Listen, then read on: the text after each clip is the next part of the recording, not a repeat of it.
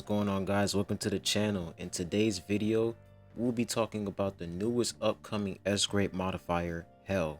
But before we get started on the video, make sure you guys comment, like, and subscribe, and also turn that post notification bell so that you guys can always stay tuned as to when I post new videos. I'd really appreciate it.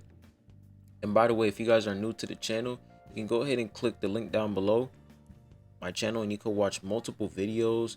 You can watch Harry Potter's Magic Awakening, you can watch Aether, and also I'm playing a new game called Tower of God New World.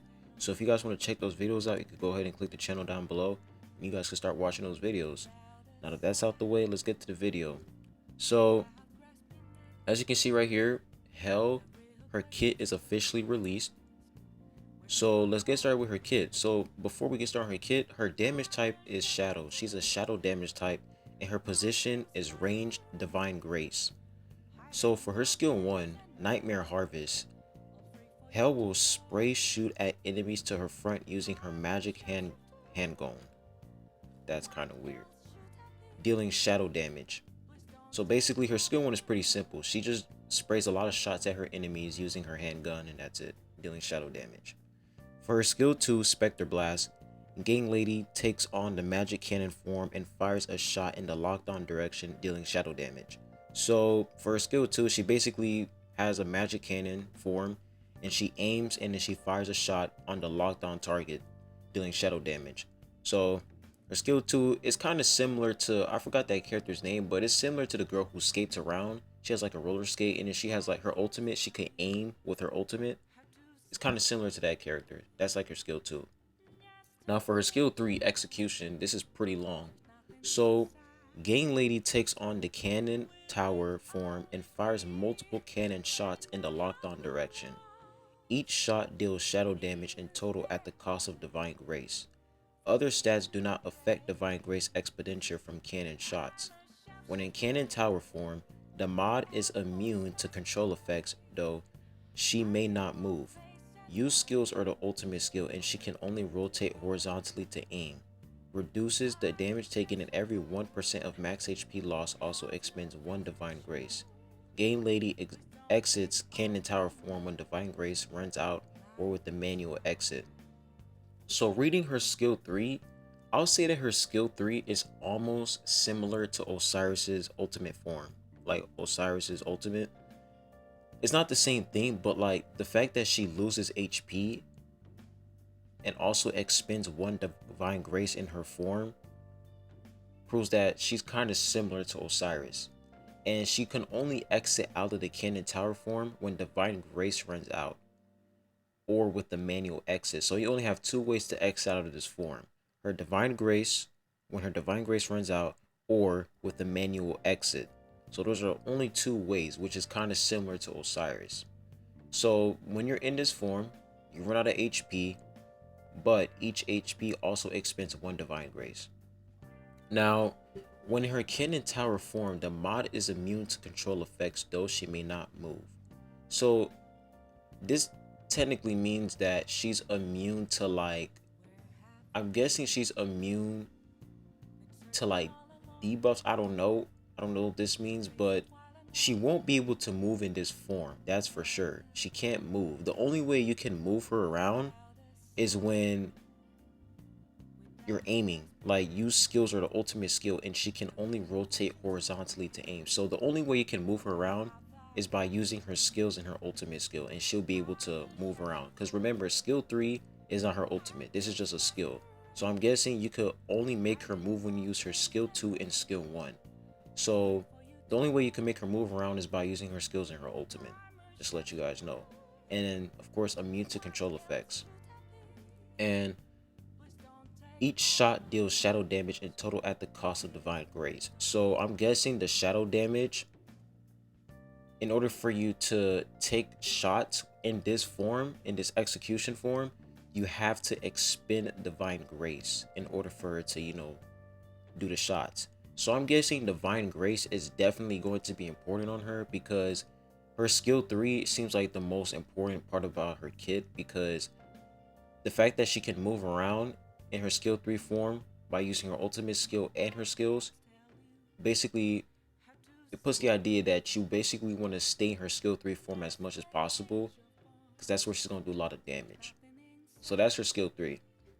Now for her ultimate skill, Judgment from Above, summons multiple magic cannons that fire in a lockdown direction, dealing to not all enemies, but dealing to enemies within range 4 scattered strikes, with each strike dealing shadow damage.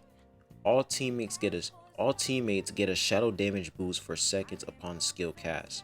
So her ultimate skill is basically like she summons like a bunch of cannons, and those cannons attack the enemy, like the targeted enemy.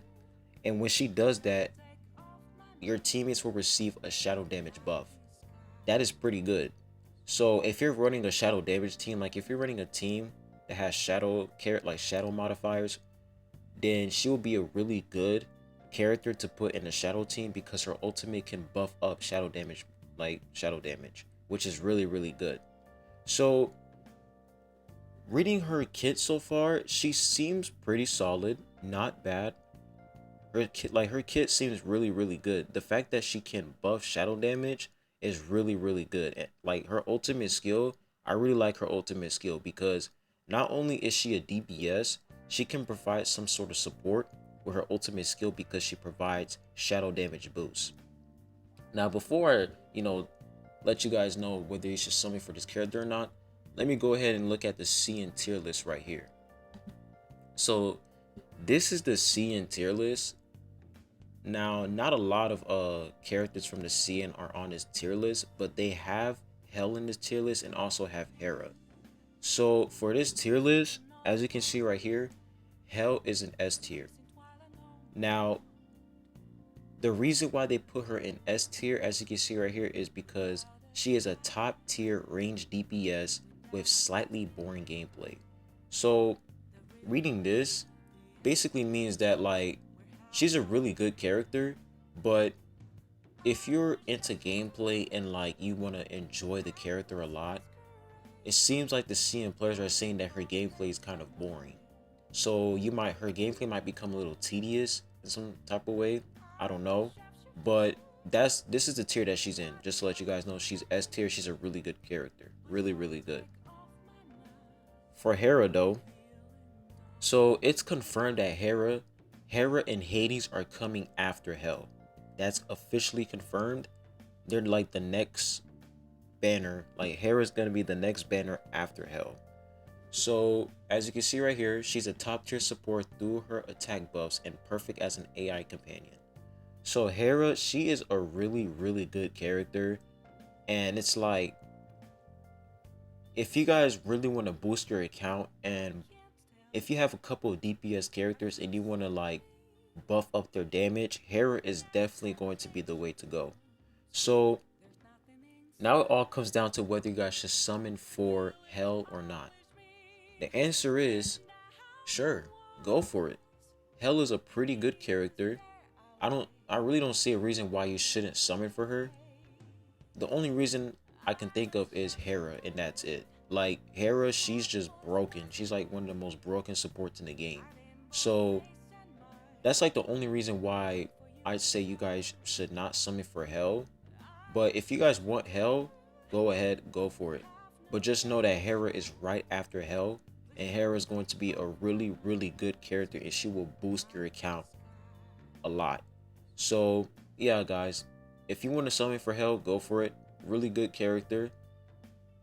She can do a lot of damage. Her ultimate provides a shadow damage buff, which is actually really, really good. So yeah, man, this character, I don't see why people should skip this character. She's not bad, really good character. Her character design looks dope.